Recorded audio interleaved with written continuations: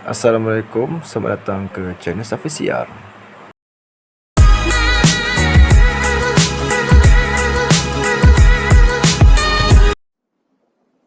Yeah, just the configuration of the track means that it's usually a little bit closer compared to what we have in Aragon. Obviously in the free practice one session it was quite stretched out. You had 3 seconds really all the way down to, I think it was Van der Mark, down in about 20th, 21st position. So you'd expect that to close up over the course of this session. But Assen is a track that does lend itself to teams and riders being able to get